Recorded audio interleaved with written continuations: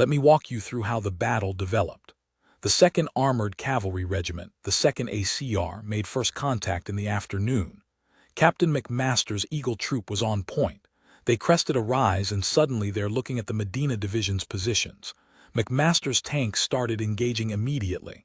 His gunner, Staff Sergeant Craig Koch, was putting rounds on target as fast as the loader could load. Boom. Iraqi tank explodes. Boom. Another one. Boom. Another. Within minutes, the rest of 2nd ACR was in contact. Ghost Troop, Iron Troop, all engaging Iraqi positions. The Iraqis were firing back, but most of their rounds were falling short because they couldn't get an accurate range in the sandstorm. A few Iraqi rounds hit American vehicles. There are reports of T-72 rounds bouncing off Abrams armor. One Bradley got hit and had its turret damaged, but the crew survived. The American tanks just kept firing. Now here's where it gets really one-sided. The 1st Armored Division, Old Ironsides, came up behind 2nd ACR and started deploying into battle formation. We're talking about hundreds of M1 tanks spreading out in a line, all engaging targets along the ridge simultaneously. Captain Tim Ryan was commanding a tank company in 1st Brigade, 1st Armored Division. He described it as surreal. You could see dozens of explosions on the ridge. Iraqi tanks were just getting obliterated. We were firing from 2,500, 3,000 meters. They couldn't touch us. The Iraqi artillery tried to respond. They started dropping rounds on American positions, but American counter-battery radar located their guns within seconds, and U.S. artillery fired back. The Iraqi guns were destroyed before they could fire more than a few salvos.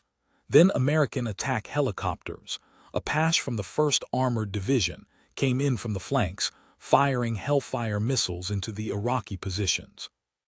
The Iraqis were getting hit from multiple directions, and they had no effective way to fight back.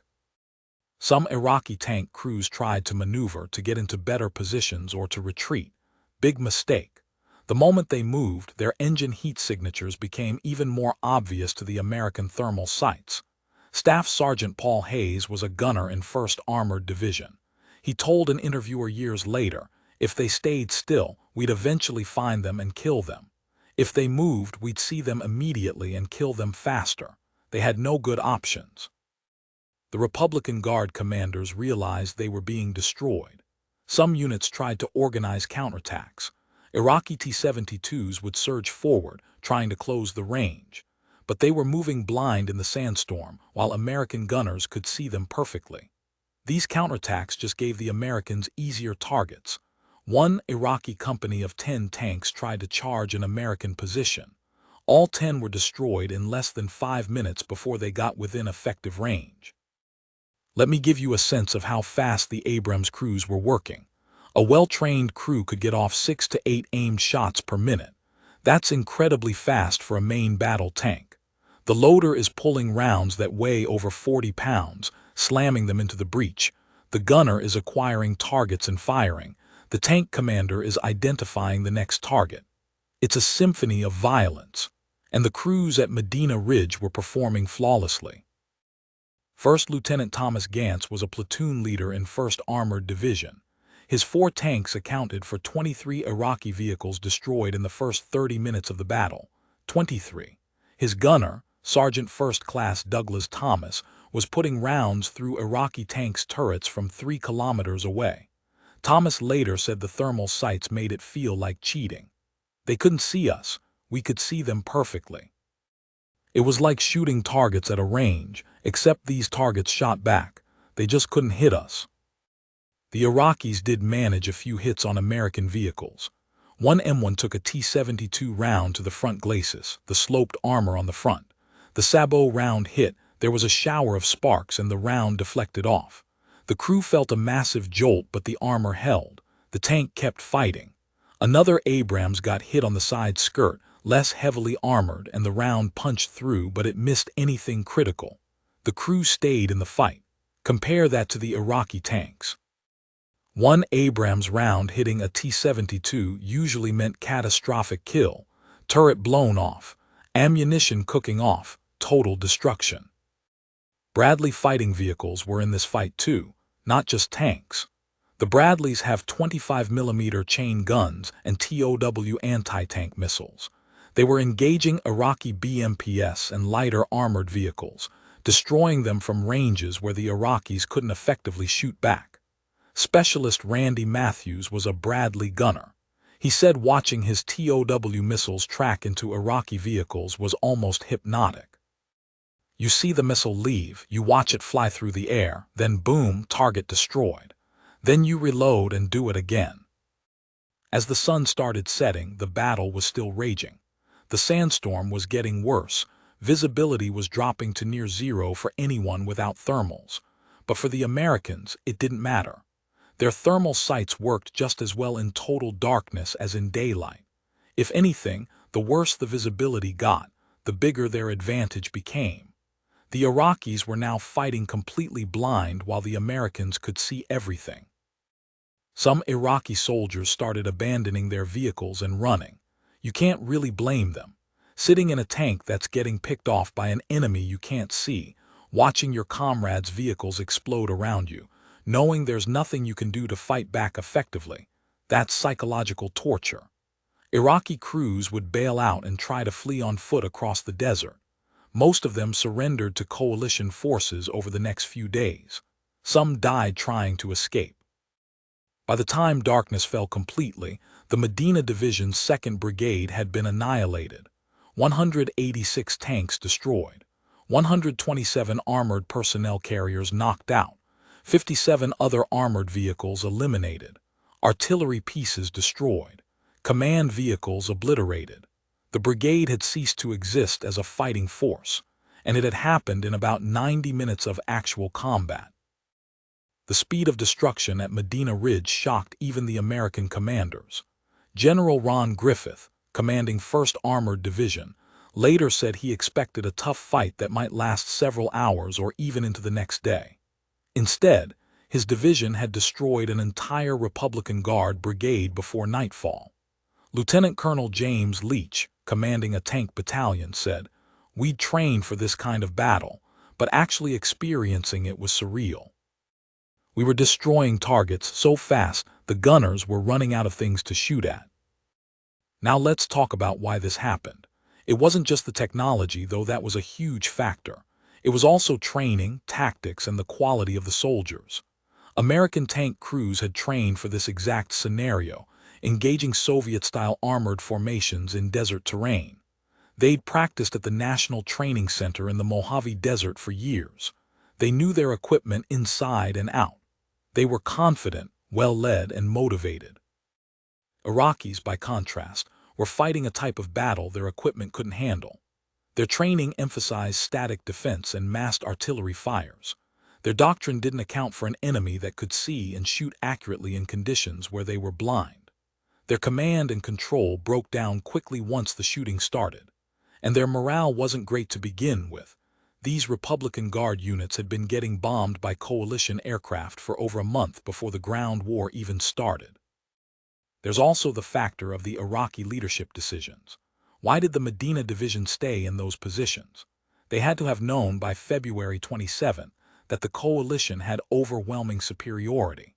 Some historians think Saddam ordered them to hold as long as possible to cover the retreat of other Iraqi forces from Kuwait. Others think the Republican Guard commanders genuinely believed they could stop the American advance, that their superior numbers and defensive positions would be enough.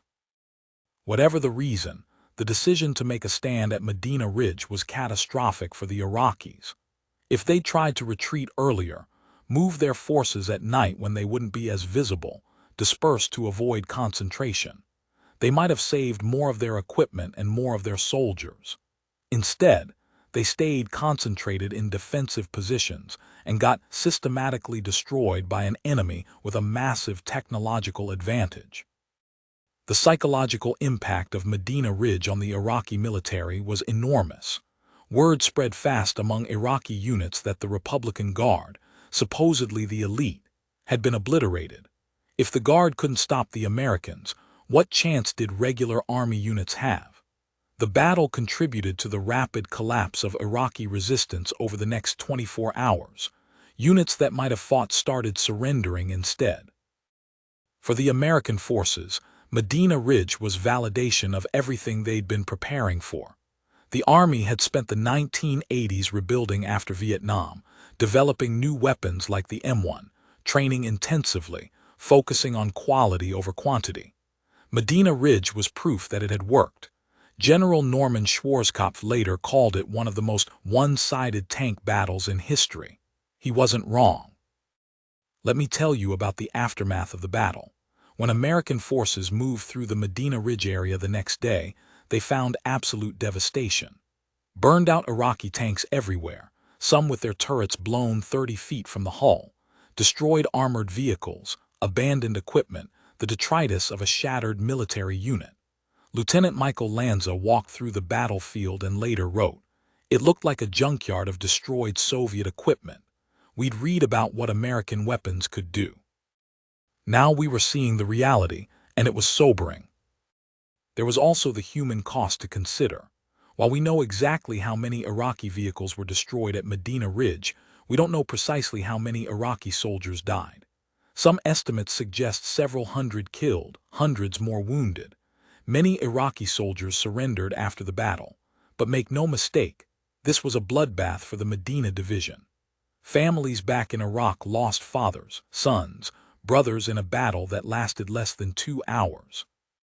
The crew of one knocked-out Iraqi T-72 was found dead inside their tank.